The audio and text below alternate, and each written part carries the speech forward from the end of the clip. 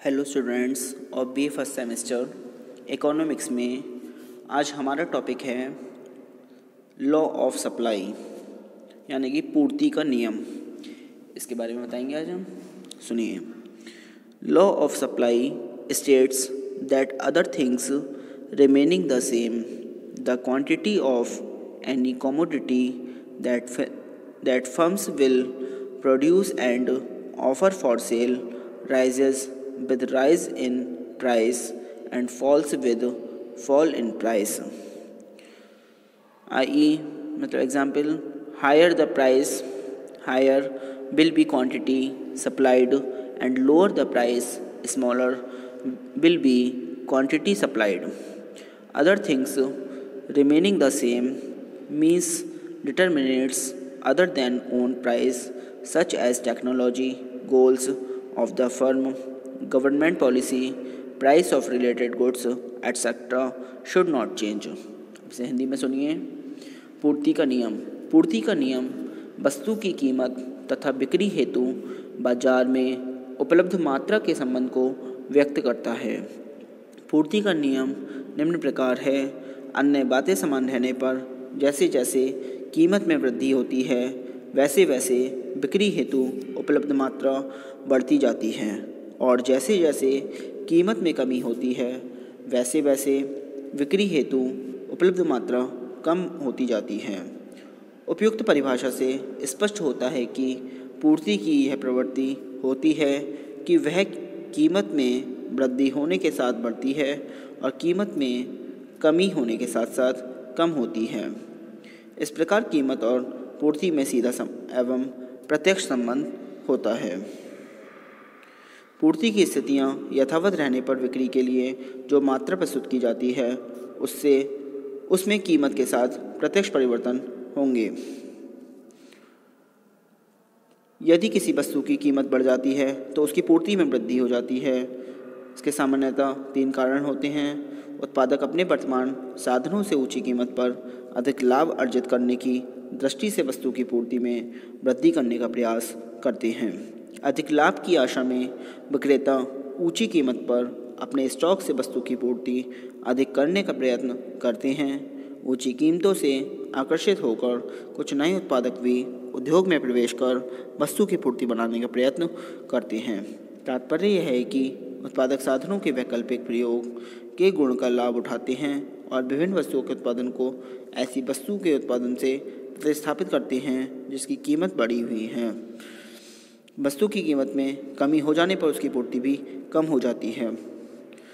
वस्तु की कीमत कम होने पर विक्रेता अपने स्टॉक से बिक्री हेतु कम माल निकालते हैं। कम कीमत पर उत्पादकों के लाभ का अंश कम होता है, अतः वे उत्पादन में कमी कर देते हैं। कुछ अपेक्षाकृत कम कार्यकुशल उत्पादक जिन्हें कम कीमत पर कोई लाभ नहीं होता उत्पादन कम कर देते हैं। आगे देखिए।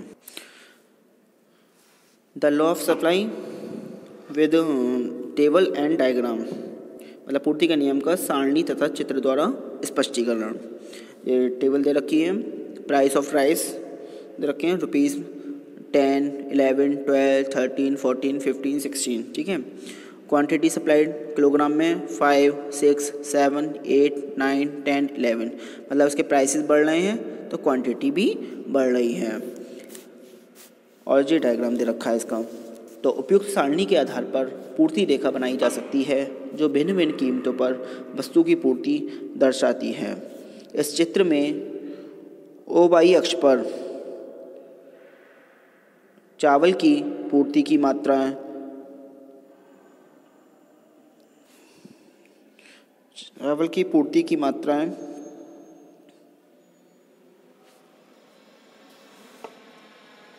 मतलब OY अक्ष पर प्राइस ऑफ राइस किलोग्राम और OX अक्ष पर क्वांटिटी सप्लाइड किलोग्राम में प्रदर्शित की गई है।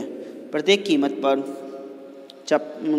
चावल की पूर्ति से संबंधित बिंदुओं को मालूम किया जाता है। चित्र में ABCDEFG इसी प्रकार के बिंदु हैं। इन बिंदुओं को मिलाने पर SS रेखा खींची गई है। यह रेखा बाएं से दाएं दाहिनी ओर को, मतलब लेफ़्ट टू राइट, ठीक है, जो नीचे देखा है, ऐसे slopes upward from left to right, मतलब बाएं से दाहिनी ओर की निरंतर ऊपर की ओर उठती है।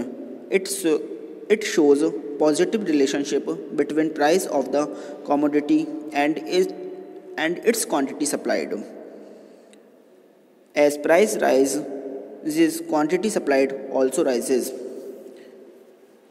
जिससे यह स्पष्ट होता है कि वस्तु की कीमत जैसे जैसे बढ़ती जाती है वैसे वैसे इसकी पूर्ति में भी वृद्धि होती जाती है। इसके विपरीत भी यही सिद्ध होता है, अर्थात कीमत के गिरने से एस पूर्ति वक्र जी बिंदु से F E D C B A बिंदुओं की ओर सिमटी जाती है। संभवतः कीमत के लगातार गिरने पर एक ऐसा बिंदु आ सकता है जहां पूर्ति शून्य होगी। यहाँ पूर्ति कैसी होगी? शून्य होगी। ऐसी दशा में पूर्ति वक्र मूल बिंदु ओ पर आकर रुक जाएगी। आगे देखिए, अब आती हैं इसकी assumptions of the law of supply. इसे सुनिए, यानी कि पूर्ति के नियम की मान्यताएं। There is no change in the prices of the factors of production. There is no change in the technique of production. There is no change in the goal of firm. There is no change in the prices of related goods. Producers do not expect change in the price of the commodity in the near future. अब इसे सुनिए, अन्य बातें समान रहने पर वाक्यांश नियम की मान्यताओं की ओर संकेत रहता है। क्रेताओं और विक्रेताओं की आय में परिवर्तन न हो, ठीक है। उत्पादन साधनों की कीमतों में परिवर्तन नहीं होना चाहिए। उत्पादकों या विक्रेताओं के तकनीकी ज्ञान में वृद्धि होनी चाहिए। क्रेता और विक्रेताओं की रुचि, पसंद व आदत में परिवर्तन नहीं होना चाहिए। कीमतों में सूक्ष्म परिवर्तन होने पर पूर्ति में भी परिवर्तन होना चाहिए। वस्तु की कीमतें समान रहनी चाहिए। अब आते हैं exceptions to the law of supply, मतलब पूर्ति के नियम के अपवाद। इसमें सुनिए, the law of supply does not apply strictly to agricultural products whose supply is govern by natural factors.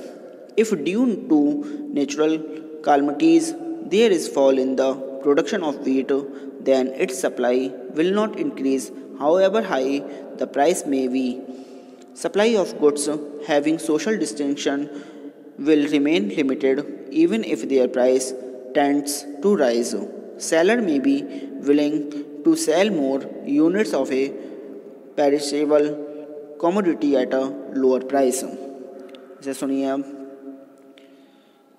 मतलब भविष्य में कीमतों में परिवर्तन, भविष्य में कीमत में अधिक वृद्धि अथवा कमी की संभावना होने पर यह नियम लागू नहीं होता है। उदाहरण के तौर पर भविष्य में कीमत अधिक गिरने की संभावना हो तो कीमत घटने पर पूर्ति घटने के स्थान पर बढ़ जाती है। कृषि पदार्थों की पूर्ति अकाल, बाढ़ आदि के समय कीमत परिवर्तनों से प्रभावित नहीं होती है। उदाहरण के तौर पर अकाल से फसल नष्ट होने पर कृषि पदार्थों की पूर्ति कृषि मूल्य बढ़ने पर भी नहीं बढ़ाई जा सकती है। हमारे देश में दालों व तिलहनों के भाव आसमान को छू रहे हैं, परंतु पूर्ति में कोई विशेष वृद्धि नहीं हो पा रही है। नीलामी द्वारा बेची जाने वाली वस्तुओं की पूर्ति सीमित रहती है और कीमत परिवर्तन का पूर्ति पर इसी प्रकार कोई प्रभाव नहीं पड़ता। पुराने स्टॉक को निकालने के लिए वस्तु की कम कीमत पर भी पूर्ति कम नहीं करता और वह कम कीमत पर भी पुराने भंडार की सभी इकाइयाँ बेच देना चाहता है। ऐसी दशा में पूर्ति का नियम लागू नहीं होता है। कुछ बहुमूल्य तथा दुर्लभ वस्तुओं के संबंध में भी पूर्ति का नियम लागू नहीं होता। मृतक कलाकार या साहित्यकार द्वारा बनाई गई कलाकृतियाँ तथा लिखी गई कविताएँ इस श्रेणी में रखी जा सकती हैं।